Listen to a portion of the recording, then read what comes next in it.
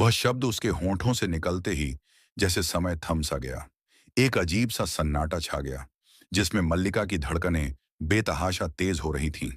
विक्रांत का प्रस्ताव, उसकी आंखों में जो उम्मीद और प्यार था, वह सब कुछ मल्लिका के लिए एक चौंकाने वाला झटका था। क्या विक्रांत सचमुच उससे शादी करना चाहता था? क्या उसकी पूरी दुनिया पलटने वाली थी?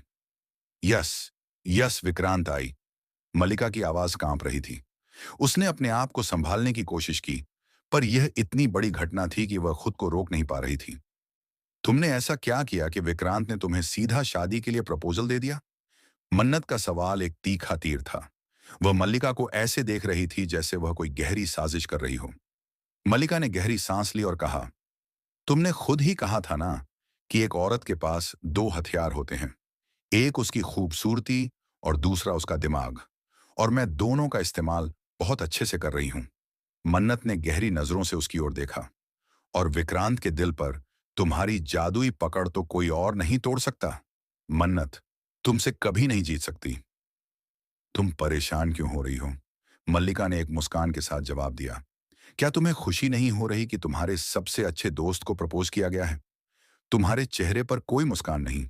क्या तुम स्पीचलेस हो? अगर तुम नहीं बोल पा रही हो तो कोई बात नहीं, मैं बोल सकती हूँ।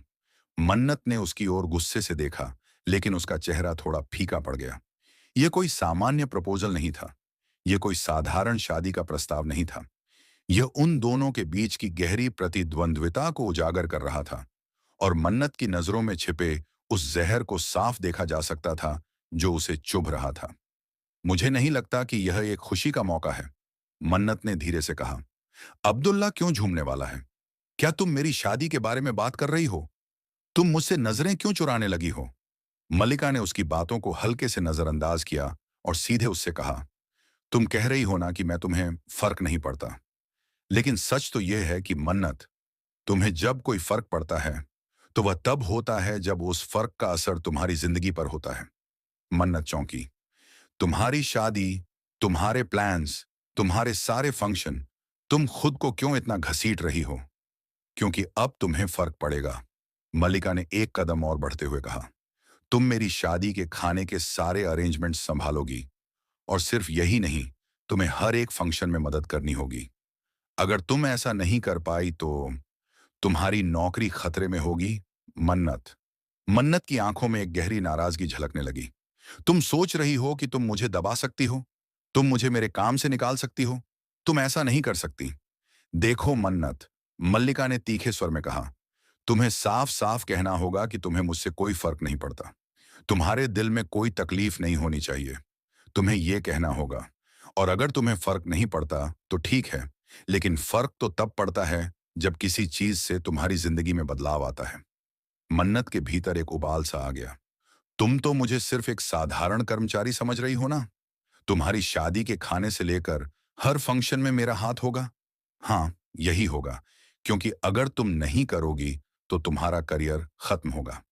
मिस मन्नत को नौकरी से बाहर करने का यही कारण होगा, समझी? मल्लिका ने चुनौतीपूर्ण तरीके से कहा। मन्नत का चेहरा चुपचाप हो गया। वह गहरी सोच में डूबी थी।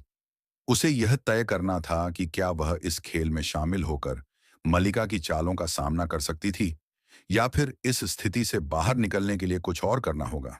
तभी एक और मोड़ आया।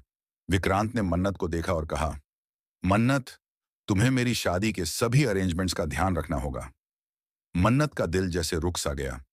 क्या वह सच में विक्रांत के लिए काम कर रही थी, या फिर वह एक बड़ी योजना का हिस्सा बन रही थी जो उसे अपनी ही नौकरी से हाथ धोने तक ले जाएगी? ठीक है, मन्नत ने आखिरकार कहा, कल सुबह 8 बजे मैं तुम्हारे घर पहुंचूंगी। विक्रांत ने उसकी बातों का कोई जवाब नहीं दिया, बस सिर झुकाकर चला गया। मन्नत की आंखों में एक नई चिंगारी थी। उसने ठान लिया था कि वह विक्रांत की शादी को अपनी शर्तों पर न केवल देखेगी, बल्कि उसमें अपने तरीके से अपनी भूमिका निभाएगी।